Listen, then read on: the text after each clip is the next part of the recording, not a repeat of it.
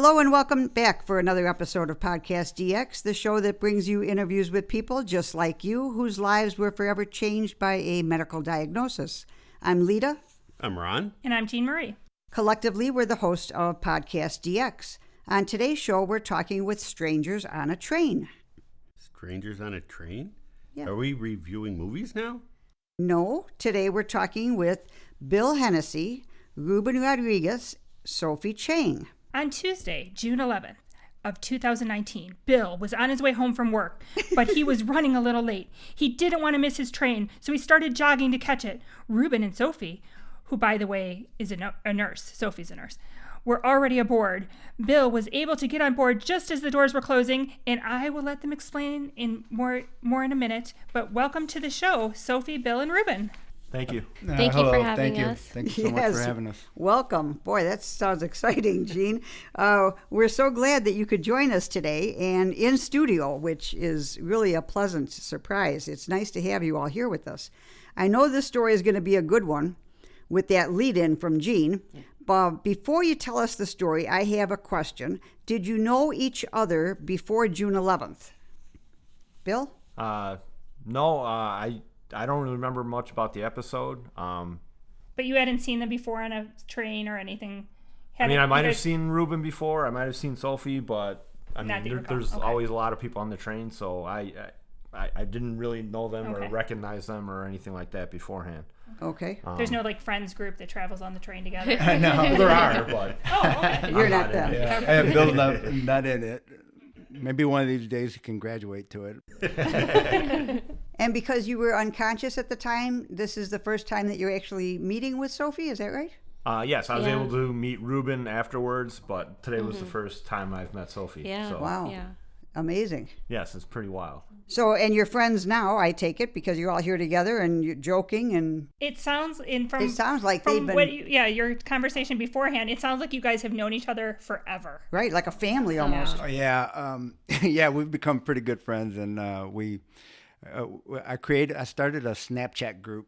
Okay. And wow, he does Snapchat. Yeah, with Bill and his daughter, who's just a beautiful young lady, and her boyfriend Cole, who are in college, and so we Snapchat all the time, just on daily for the most part, right, Bill? Just whatever it seems like. Hey, you should let everybody else see. That's amazing. Well, now that our listeners are sitting at the edge of their seats, do you want to tell us what happened when you got on the train, Bill? So I was rushing to meet the train. I was supposed to have a doubleheader that night. I'm an umpire as well. Okay. And so I was trying to make that train so I wouldn't be late for the games. And initially I missed the train. Like the doors were closed on the first car. Mm-hmm. And I kind of stopped and I was catching my breath a little bit. And then I looked up and I saw the doors 2 cars up were still open. Oh. So I said, all right, I'll make an effort, but I'm sure they'll close before I get there. But so I jogged and I got to the next car and I literally got on right as the doors were closing. They kind of were closing on my backpack. Oh. So then when I get on the train, I always walk to the other end of the train. That's where I get off and I park my car. And on the Aurora side, I always go all the way to the end. So I went through the first car and I got into the next car. And then my thought pattern was I thought that I decided I was going to stop and catch my breath for a minute. So I thought I took my backpack off and I put my hands on my knees and I was like catching my breath. Mm-hmm. But apparently none of that happened at all. Oh, what happened? Ruben? Oh, well, so I was in the 4th car, and I'm a big Cub fan, and so as soon as I sat down, and the train was completely packed. It was one of those real hot days, and standing room only, about 150 people on this particular car. And the reason I know this timeline, as I share it with everybody so well, is because what the conductor had said over the intercom. It says, people, sorry, we're running a little bit late. And the train leaves at 4:38. And as soon as she said that, I looked at my watch. It was 4:40. And she goes, the doors in car 3 were stuck. Now they're fixed. And it turns out that same conductor told me later that Bill was the last one to walk through those stuck doors. And I feel that the good Lord held those doors open for him, because if he would have been on that platform, he would have never made it. But as soon as that happened, as soon as she said that, I looked at my watch, 4:40, and then that's when I hear a tremendous fall. The fall was so loud that I thought it's a 2-level train. I thought somebody had fallen from the top all the way down to the floor. It was and you're not that big of a guy, Ruben. I mean, Bill. Yeah. Well, I mean, you know what? he made a. Oh well, you had a backpack on. Yeah, I had a backpack on. Okay. But Yeah, it does, like when somebody falls, like picture when I fell that one time. Oh, we had a yes, 3-floor house at the time, and I fell on the first floor, and they heard and felt it on the third floor. Oh, wow. Yeah, falls. So falls, do. yeah, dead fall is it was intense. It was so loud. So when that happened, what was everybody else doing after that loud thud that you heard? Oh my gosh. That's when the chaos broke out. And I was sitting at the very back of the train, and I had started watching the Cubs game. And as soon as I heard that, like I said, I thought somebody had fallen from the top, or it was a fight. That's really what I thought. Okay. And because people just started screaming. Oh. And it was just so hot. And right away, I looked at the gentleman next to me, and I said, "Hey, man, let me through." And I don't know. So if there was a fight, you think you would have, tried to maybe break it up? Oh, absolutely. Okay. I would have been right in the middle of it. Okay. I would have. I don't know. Ruben's a lover. He would have talked Yeah, him down. and I would have been there to save Bill in that way too. Just along the other guy wasn't too big, but. So what happened when you got there? So as soon as that happened, I left my backpack and everything behind. Again, this place is packed with people, and it's only standing room only. So the aisleway for the Metra trains are really narrow, and so I had to get through a bunch of people to get to Bill, because he collapsed closer to the front of the train. And I get there, and I see him on the ground, and he's laying on his left side. He still has a backpack on, so that's how come he couldn't roll directly on his back. And right when I saw his face, I know that looked much too well. It's called agonal breathing. He was gasping for his last breath. He was looking right through me, and I know that look only because 4 years earlier, almost to the day, my colleague at work, I work for Bank of America, and my colleague at work died in my hands. Oh, I'm so sorry to hear Yeah, it was an unbelievable experience. I used the AED on him. It shocked him 4 times. But on this one, I was all by myself. I did the compressions. I set up the AED. I ripped his shirt off. I put the pads on him, and I gave him mouth to mouth, and he died in my hands. So because of that experience, when I saw Bill, that friend I'm talking about, my colleague, his name was Kendall. When I saw Bill, I go, "Oh my gosh, this is Kendall all over again." And right away, I yelled out these commands on the train. After the Kendall incident, one more thing. After the Kendall incident, I always know where AEDs are. And an AED is what? Tell our listeners what an AED is. Well, Sophie, go ahead and tell them. Okay, so an AED, it's pretty much an automatic external defibrillator. So it doesn't really shock someone back to life. It more so puts their heart in like a correct rhythm so that the heart can beat right. Okay. So it's a device that used on victims that have sudden cardiac arrest, and they pretty much send an electric pulse or a shock to the heart. So when your heart is beating in an abnormal rhythm, not really giving the blood to the brain, to your whole body, and that's why people pass out. Okay. It sends a shock to make that heart go into a normal rhythm, so it can start bringing all that blood to the brain, and pretty much within, if you don't get like a shock or treatment within minutes, a sudden cardiac arrest, a person can pretty much die. Okay, thank you. I just didn't want our listeners to hear that term and not understand what it was. Oh, so yeah, sure. Yes. So, go ahead, Ruben. So after the incident with Kendall, I always know where AEDs are. And the second car in all the trains always have an AED. The first car always has an AED. And so I yelled out this commands as, again, it was complete chaos, people screaming. I yelled out, there's an AED in the first car. Somebody go get that now. And if there's the second question I yelled out was, is there any professional medical personnel on this phone? Come up here right now. And so that's when, and what happens too in these situations, and I've been involved in, total of 5, but that's a whole nother story. But is that people get terrified and scared, and they just watch. And what happened here was, and also you have the doubters too, where I remember somebody right directly behind me yelling, I would say, we need to get his backpack off, get him on his back, because I was ready to start a CPR on him. And that person yells, he's choking. If you take that backpack off, he's going to die of choking. And I right away, I knew not to listen to that, right? And as soon as I took that backpack off, I was straddling over him. I took that backpack and I went to hand it off to somebody behind me. And by the way, at 4:40 everything started, and this was already like 4:42, 4:43 that I started doing this.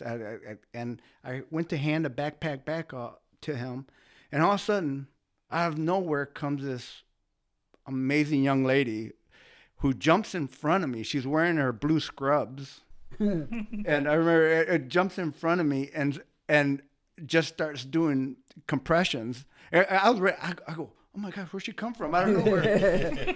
Well, it turns out, and I'll let Sophie tell her side of the story, but by the way, this is such an honor to be here with her today, because since the incident, we have not met in person. When all this went down, all we did was high-five each other, say, hey, great job, and we didn't even share names or anything. Wow. So I can't wait to hear her side of the story, so I'll finish my side of the story. So she came out of nowhere, and it was such a tight space that I said to her, hey, let me take over compressions, because we kind of knew that an AED was coming. And right away we switched, and I started doing compressions on them. And right when that happened, the AED, we never found out who these two ladies are. They went running through the trains. We're in car 4. They went start running. When I yelled the command, go get the AED, they went running all the way through the cars, screaming, saying, is there a doctor, nurse? And I believe that's when Sophie first heard them. And they went running these for the AED, and Sophie came running right away. And as soon as we were going, the AED showed up.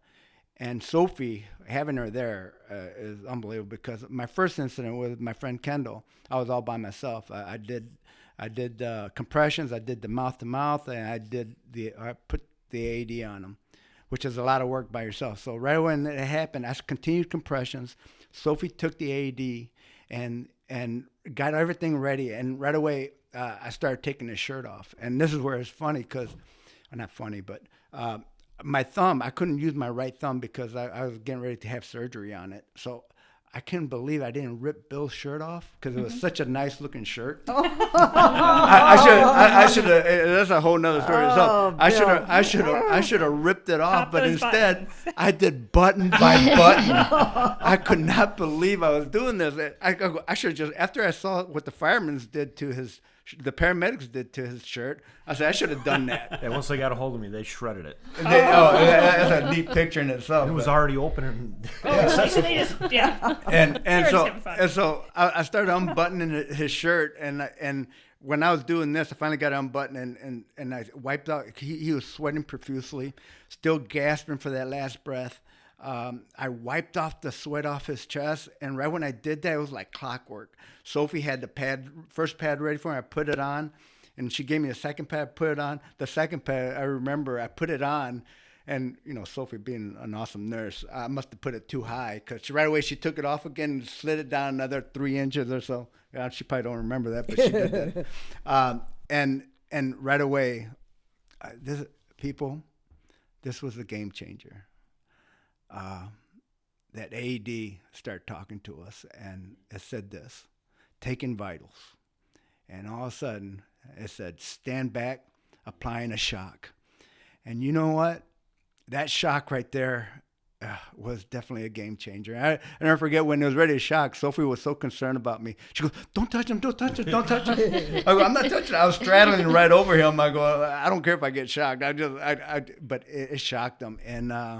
And then the AED is the most amazing machine. Is that something that the person actually jumps a little bit? Mm-hmm. Oh, yeah. So it's a big shock. Yeah, absolutely. Can I ask a quick question? You said it was in the first car. How many cars? They were in the on fourth. Right, but the AED was in the first car. It turns out, that's a good question, Ron. And what it was, there's always an AED in the first car, and but it turns out that AED was also located in the second car. Oh. And that's where Sophie was at, I believe. Okay. You're in the second car, right, But Sophie? how long was the train? Because if you're... Oh, the train's about 15 cars. So if you're in the last car. If you're in the last car... That's where I'm going. Right. Well, if you're in the last car, there's AED, and there's all the handicap cars that they have. It's always the second car, also always a handicap closer to the engine and the caboose. I call it the caboose, the end of the train. They always have AEDs. So there's also AEDs in front of the train, on both sides of the train. Okay. So there are ample number of AED, maybe not in every car. Right. But like maybe every other car. Not every other car. I say in this case, usually maybe 3 to 4 AEDs on a train. And they are something you see more in public, more and more often. Yeah, more and more. Like Bill, you were saying that you're an umpire. I know I've been to fields, and they have the AED prominently located at the entrance. Some do, some don't. Yeah. Oh, okay. Well, Yeah, absolutely. That's an excellent question. And when this AED start talking to us, it says start compressions, and I started compressions and doing compressions, and this is where Sophie was so awesome.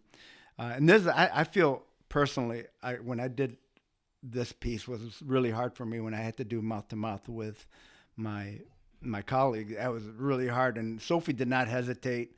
I mean, when they said mouth to mouth, she just didn't even blink an eye, and this is where the teamwork was so awesome. And so after she gave mouth to mouth, I started compressions again, and it was another funny thing that I think back, and it's funny that what Sophie did was,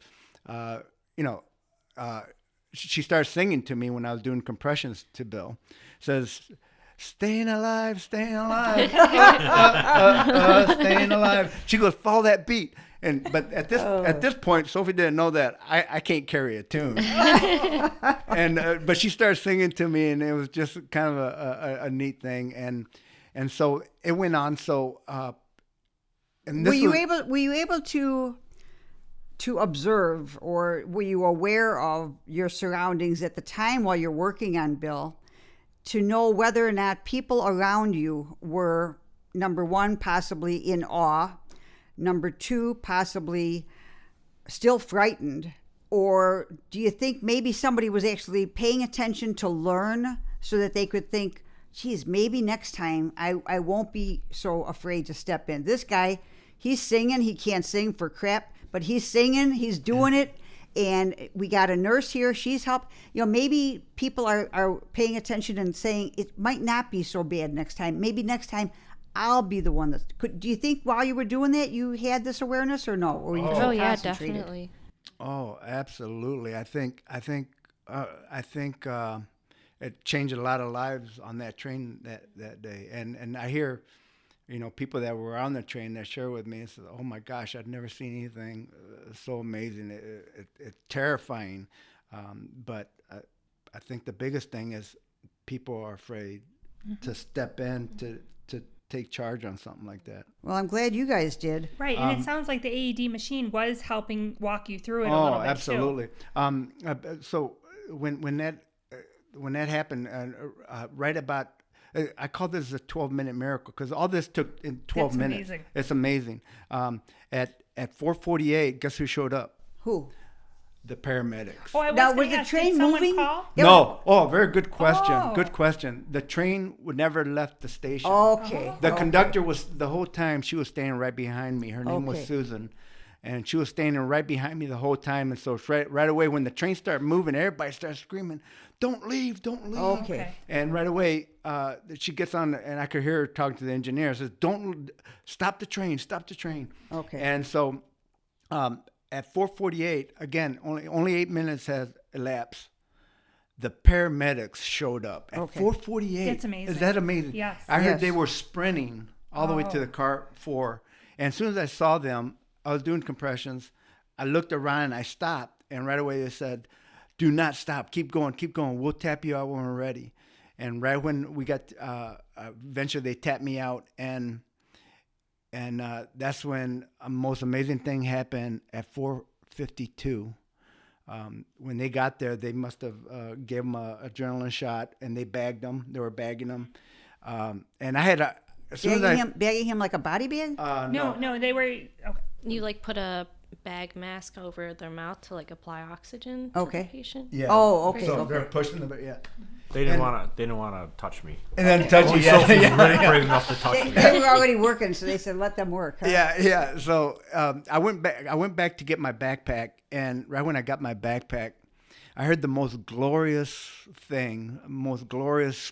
And again, the train was still packed. Nobody has left the train. Mm-hmm. Wow. The train is still packed. People are still. The train is still there. The doors are probably open, but nobody got off. They want to watch and see how Bill's going to make out. Exactly. With them. Yeah. But when he woke up, people were terrified, and the train emptied out like in 5 seconds. Did they think it was the zombie apocalypse? The thing is, because Bill, he's a tough looking guy, right? And he gets up screaming, ready to fight. When the most glorious thing that happened when he awoke, it was tears of joy for me because I was like, oh my gosh, he lived. But I right away got my backpack. I went right back to it because everybody had cleared out. So I went right to him, and the paramedics were trying to hold him down because he wanted to swing and fight. And I told Bill, hey, at that time we were calling him William because they must have got his license. Okay. William. I started saying, William, I was with you, man. You were down. Yeah, we used the AED, and you're starting to explain to him what happened. He settled down, and then the most awesome thing happened. He walked off that train all by himself to get on the gurney. Wow, that's amazing. Yeah, it was an amazing moment. And as he got on the gurney, I tapped on his shoulder. I go, man, we're gonna be running to each other real soon. So, Sophie, was this just another day in the park for you? I mean, I understand you're an emergency room nurse. What was going through your mind during all of this? I was on a train going back to visit my parents because I live down in Chicago right now. And I was just sitting there listening to my music when suddenly I heard this woman just rush by me. And she's like, I got to get the AED. I got to get the AED. And you could almost hear the panic in her voice. And, that raises all the hairs in the back of my neck. And I'm like, what's going on? And she said, someone fell. So in my mind, I'm like, well, if somebody fell, why would they need an AED? There's something bad that must be going on. Like, I need to do something about it. And so they said it was, 2 cars over. So I just stood up and ran my way to 2 cars over. And I see Bill on the ground, and he's just gasping for air. He's pale, sweaty. And I know something is really bad. So I go over there and I feel his carotid pulse, and I just don't feel anything. And I know you got to jump into action. So that's when we ripped his backpack off, started compressions on him, and thankfully the AED came. We shocked him once, Ruben, we switched off compressions, and as we went through the second round, it didn't shock him. And then I was doing breaths, and it was just everything around me. It was just me, Ruben, and Bill, it felt like at that moment. Everybody around me. So you were your own world, right? And everybody else could have been there or not. It didn't matter. You just you had your focus on your mission there, right? And so Is this the first time you've ever done CPR? In a public setting, yes. Okay. In the hospital, we've definitely done CPR before, but with in a controlled environment with very advanced technology and professionals, your whole team standing around, but nothing where it's just you and AED and and a train. Exactly. And it only was a 2-minute maybe CPR run, but it felt like an eternity almost. Oh, absolutely. But once the paramedics came, I knew this is the professionals are here, we can turn it over. I was covered in sweat, covered in etc. And so I was like, okay, I'll take the step back and let the professionals handle it and let me go back to my cart. And so the whole time I'm on the train, we eventually I hear like a ruckus on the train over. And that apparently was Bill, like, waking up. I thought in my head it was some teenager, like, putting up this huge fight saying, like, get me off this train. I don't like that we're not moving. Oh. So, like, the whole time I thought it was, like, somebody that made a ruckus. Right. So eventually the train goes, and it's about an hour. I'm thinking, like, oh, I wonder what happened to that man. He's probably in a hospital, maybe in ICU right now. I'm scared. And we eventually stop in my stop, and one of the onlookers that saw Bill awake, they said, he's fine. Like, he awoke. Like, and he was talking. Like, that was him shouting, and I felt like the most relief in my life. Sure. Yeah. And it just felt amazing, just, hearing that and hearing that Bill was okay, and that, the work that Ruben and I did, like, made meant a something. difference. Yeah. Oh, yeah. Yeah, you saved his life. And I tell you what, and I think that, first of all, this young lady next to me, she's one of my heroes. She really is. Because my daughter, she's at Ball State. She's going to be a nurse, and I can't wait for the two to meet because she did something really neat. She came all the way from car 2 to car 4 to get involved, and I'll never forget that. And it was almost like a relay team that us two together were able to save an amazing man. By the way, that's what he is. Everybody just loves Bill. It's almost like It's a Wonderful Life. Whereas George Bailey, I was surprised his name wasn't George. That as soon as people start finding out who I was getting private messages from everywhere. It says, you don't understand who you saved. And it says, you'll get it once you get to know him. And I clearly understand that the good Lord did not want Bill to leave this earth. Mm-hmm. And he left that third door open for him because, hey, there's some people waiting for you in the fourth car. There you go. It's so funny that, Bill, you almost didn't catch the train. The exact same thing almost happened to me. I remember going in the Uber to Union Station saying, I'm not going to make it. I think I got to Union Station at maybe 2 minutes before the train started, and I sprinted my way onto the train. And so all the stars in the universe lined up. Yeah, for right. Not only, you to be there. and I tell you the truth, I didn't even. My dad was in the hospital, and my mom has dementia. And I was going to stay home that day to take care of her. But my dad, who's just a strong praying man, he says, hey, mijo, in Spanish, he says, you don't have to, you can go to work. You don't have to stay home. I'm coming home from the hospital to take care of Mom.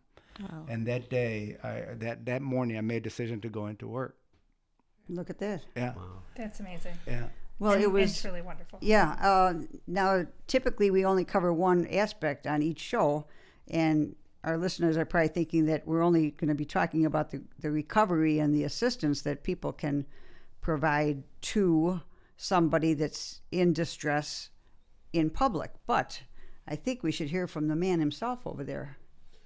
Yeah. So, Bill, what happened when you left the train and you got to the hospital? What happened from there? So it's kind of funny. On my own, I don't really remember much. I remember little bits and pieces of things. I remember the paramedics telling me that I was lucky that some guy saved me on the train.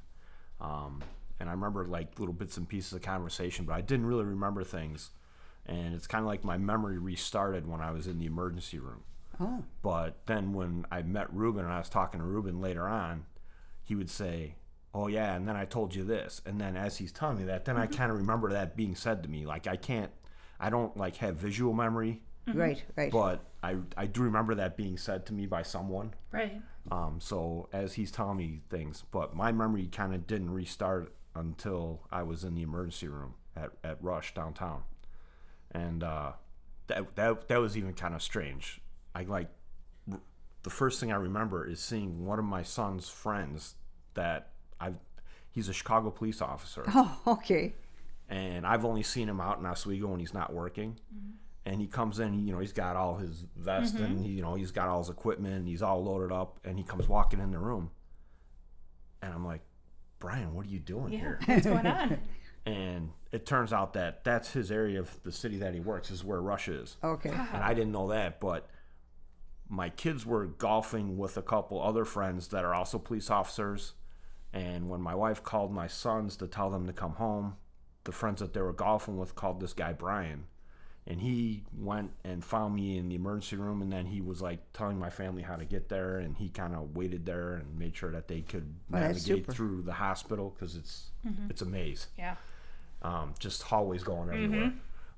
But he helped them get there, and he it was just kind of amazing. Everything just clicked that right. day. Yeah, wow. It's too much to just be coincidence. Oh yeah, absolutely. And I tell you what, and I had to share this with you guys because I think it's a powerful part of the story. After everything happened, a friend of mine was. Well, a friend of mine's friend was on the train, and he saw everything, and right away he knew who I was, and says, "Hey, Phil, your friend Ruben was just on a train, and him and another young lady saved a guy's life." And right away, my friend Phil, I had hopped on another train. He sent me a text. He goes, "Hey, do you mind if I put something on your Facebook about what happened?" And I go, yeah, you can. Go ahead." And that's when it lit up. And found out that Bill and I are so close in so many ways. And my son helped onboard him where he currently works. He works for a recruiting firm. And it was just a weird thing. His office where he worked found out that he had a heart attack. And I just finished telling my son that this happened. And they go, "Oh, no way, it's not possible. It's the same." And it was. And so everybody started finding out, long story short. And so Bill and his family got a hold of my number. And I was asked if it's okay if his doctors call me. I said, sure. So the very next morning, about 9 a.m., I get a call. And it's two cardiologists. And who knows how many students were in the room, but they started interviewing me, and we talked for about 20 minutes. And they were asking all the details, because at this point, I knew he was alive, but I didn't know if he was talking or if he was in a coma or whatever. So, and I know due to HIPAA, they couldn't tell me anything. And so they started asking me questions. And after I told them everything, they said, "Mr. Rodriguez, we just want you to know that what you told us, what you shared with us, it means the world to us. I think we know what it is, how to diagnose this." And right there, I got real quiet. And I go, "Doctors, can I ask you a question?" And they go, "Yeah, sure." I go, Did we do the right thing? I'm not in the medical profession. And he goes, "Mr. Rodriguez, we wish there were more people like you on this earth." And that was so powerful. And they hung up. And the very next day, not the very next day, about 30 minutes after that, I get a second call. And this time, it's somebody kind of emotional on the other line. It says, "Ruben?" "Oh, yeah, this is Ruben. This is Bill." and I can tell that his wife was with him, I believe, and his kids. And he said this, I can't thank you enough for what you did. Because of you, I'm here with my family right this moment. And I just want you to know that I will never, ever forget this, and forever you'll be my brother. And it was just a powerful moment for me. And I had to, should I better go to a conference room because I'm starting to cry, tearing up, just talking to my new wonderful friend, Bill Hennessy. And I go on to we share more. Wow, praise God. Amazing. If our listeners could only see the amount of Kleenex going around right now. We do have extra. Yeah. But Bill, did you have any heart issues before this, or what? Nope, what no happened? issues, no indication anything was wrong, no nothing. So you were a coach. You did other sports. I played sports. I'm actually very active. Okay. I play basketball every week. Okay. How about cholesterol-wise? My cholesterol's fine. Okay. So my blood pressure's always been fine. What did they end up diagnosing you with? If you don't mind us asking. So the next day, they took me down for the first round of tests, and I think they called it a contrast test, where they were putting dye in through my wrist, but they were sending it through my heart. And it was kind of weird. I was awake the whole time, and I had a big 65-inch screen TV that I could see everything that all the doctors and everyone else in the room. It's a teaching hospital, so Right. there was always one main doctor and then 2 or 3 Doogie Housers. associates. No, and then there's 8 or 10 students that were Right. always. So I mean, it was never.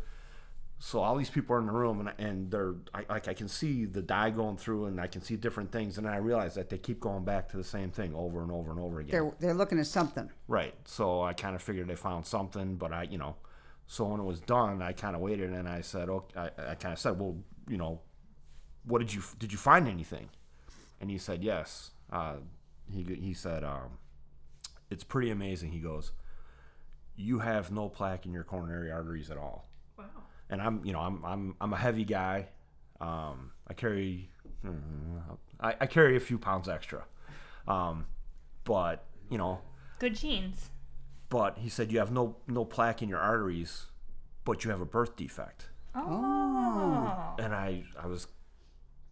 I'm like, a birth defect? He goes, yeah. He said your left coronary artery doesn't start out like everyone else's. And I was, I kind of said, it was just a surprise. I mean, Sure. I was almost 52 years old. How do you get to be that old and then find out you have a birth defect? Right. And so I said to the doctor, I said, well, have you ever seen this before? And he goes, I've been doing this for 35 years. I've seen this 3 times before in my life. So, Wow. and so what actually happens is most people, your left coronary artery comes off your left aorta, and that supplies blood to the left side of your heart. With mine, my left coronary artery originated from my right aorta, and then it went between my pulmonary arteries and then wrapped around to the left side of my heart. And so what they think happened was they suspect that my pulmonary arteries expanded to get more air or send more blood to my lungs to get more oxygen from jogging or whatever. And they expanded and cut off the blood supply to the left side of my heart. Okay. But this isn't much. I mean, it's going to be a lot different than when you're playing basketball because you're. Well, that's what I'm saying. I run way harder. Yeah. I work way harder. Just something triggered it like that? I don't know. That again, that's another thing. Yeah. Why now? Why Right. not? I mean, I was on the football team in high school. Wow. I played rugby in college, and especially rugby. Wow. Yeah. That's way more cardio demanding than anything jogging to the train. Heat related? I mean, could the heat have been a factor? It was so hot that day. I don't know. It really was. Maybe. Okay. So what did they end up doing? So they had to wait another day to run another set of tests on Thursday, and then Friday morning they took me in, and I had a single bypass surgery, and they rerouted my plumbing basically, Okay. and they took another vein out of my chest, and now instead of running through my pulmonary arteries, my blood supply to the left side of my heart is coming directly from the heart, not being rerouted or whatever. Okay. I know I'm probably not saying it correctly. No, or that's- Gene, do you think oversimplifying that's either. like what DUAC had? It that is. transposition of the great arteries? Yeah. Well, I think it's something Similar? similar, Yeah. but it wasn't a transposition. It was just, something similar. Okay. So, we've spoken with a young man who had something similar, but it was diagnosed very, very early on. Right. He's had a couple of different procedures. And I know that he had to have a pacemaker put in because of it also. So what is your health going to look like in the future then? Well, so we actually did talk about a pacemaker, but then in the end, the doctors decided that since I had, I'm going to oversimplify, but since I had a plumbing issue and they corrected the plumbing issue, they didn't feel that I should need anything permanent like a pacemaker or anything implanted permanently going forward. And did they do all of this through a catheter? No. Oh. So you had to have open heart surgery? I had open heart surgery. I have the full zipper in my chest now. Are you going to do anything special for Halloween? Heart related? Go as Frankenstein. Posting nowhere near Halloween, so our listeners are probably wondering what. Oh, but, all right. Okay. Okay. All right. Can we get back to the AEDs? Yeah. Okay. We touched on it earlier, but we see it on TV. People are using the doctors are using the AEDs and all of that. What can you tell? I mean, you started to tell us about, but how easy is it to use? I mean, it sounds like without this AED, we might not even be here, and it's a crucial thing. How easy is it to learn to use? Can anybody use it? It is extremely simple and easy. It's almost user friendly. They will step you through every single step. The machine will guide you. I think a lot of people get, intimidated by the machine, intimidated by initiating CPR. But I think once you familiarize yourself with the class, with the machine, you will find that it is not difficult to use, and it is something so crucial and critical in saving someone's life that it's really a skill that I think is necessary for people to learn. Do they have classes available for this? Yeah, definitely. Through the American Heart Association, even local classes you can find at your hospital or different private practices. You can find little, maybe, a couple hour classes, for one day, and you learn the skill set that you will use for the rest of your life. Okay, and that's for AED or CPR? I mean, so they add that now. Exactly. So CPR, and you will learn the use of an AED in the CPR class. They have different uses. I don't know the best way to explain it, but for adults and also for kids, right? Mm-hmm. So there are smaller AEDs for children? So it's the same machine, just smaller pads for children, but same process. And the CPR class will give you a good instruction on how to give your care versus with an adult versus a child. Okay. But essentially in the end of the day, it really is the same procedures and steps. So you don't have to be scared if someone's an older person or someone's a young child. Okay. You learn that skill set, and then you can use that the rest of your life.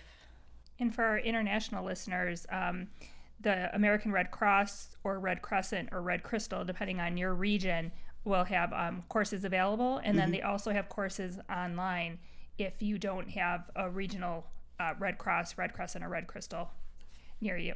Yeah, you can definitely find a class near you or online. There's cpr.heart.com. You can definitely find a course anywhere near you. Okay, great. So it's interesting. So Bill and I, and Sophie works third shift, so it's kind of difficult for her to show up to this. But we met with the American Heart Association, and we got to talk to their board in Chicago. Wow. And that was really neat. It was really neat. And they said something interesting there. Two things. First of all, that only 10%. There's only 10% survivors right now. In terms when this happens out in public, only 10% of people survive.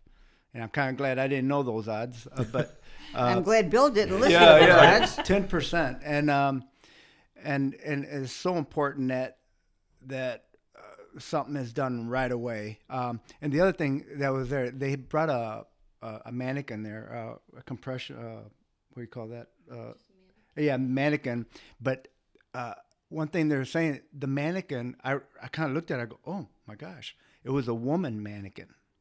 Okay. And so they're starting to make women mannequins because they say that women are less likely to get CPR because people are conscious about taking their shirts off, right? To expose. Mm-hmm. So they want people to start getting used to. Or doing compressions on women. Sure.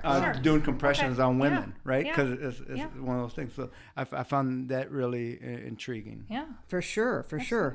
And I know, I believe the American Heart Association and the Red Cross, they actually have kits where you can have your own if you're going to be having a family or a group practicing for CPR. To rent. They sell it in a package. They sell one in a package, and you can take it home. So if you don't feel comfortable, if you want to reacquaint yourself with it or you want to practice more at home, they have small kits.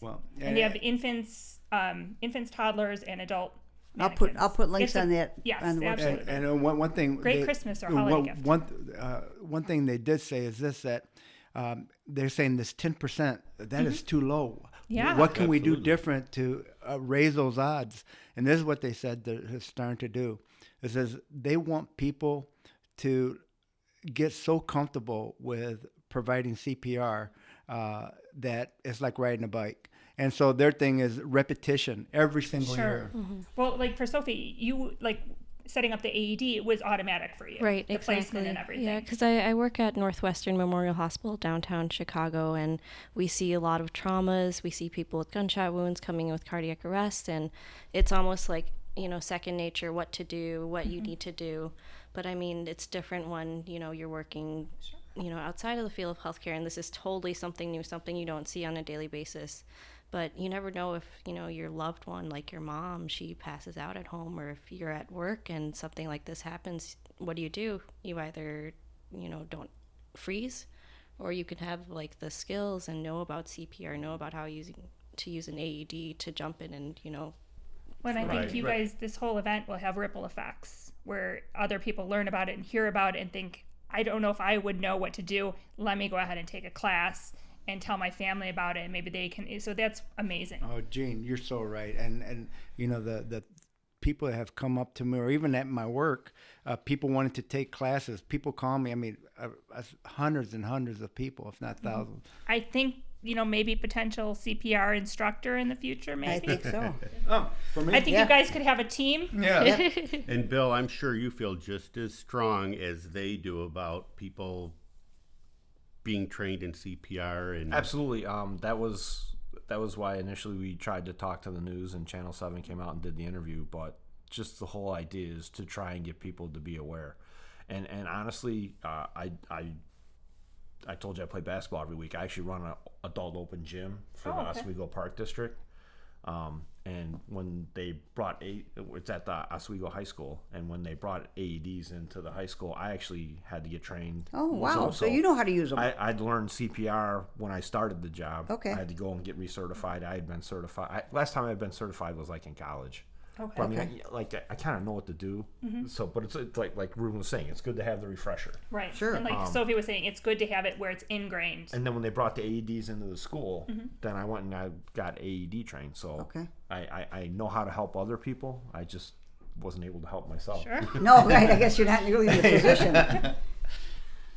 Well, thank you very much, all three of you. We really appreciate the fact that you stayed to share your story with us today. Thank you very much. Yeah, this has been amazing. We really appreciate it. Oh, you're welcome. Such an honor for you guys to ask us to do this. So thank you so much. Yeah, thank you. Thank you so much Appreciate for it. having us. Really. Yeah, we really hope that others are going to pick up your opinions and go take CPR and AED classes. if our listeners have any questions or comments related to today's show, they can contact us at PodcastDX@yahoo.com, through our website, PodcastDX.com, on Facebook, Twitter, Pinterest, or Instagram. And if you have a moment to spare, please give us a review wherever you get your podcast. As always, please keep in mind that this podcast is not intended to be a substitute for professional medical advice, diagnosis, or treatment. Always seek the advice of your physician or other qualified healthcare provider with any questions you may have regarding a medical condition or treatment and before undertaking a new healthcare regime. And never disregard professional medical advice or delay in seeking it because of something you have heard on this podcast. Till next week.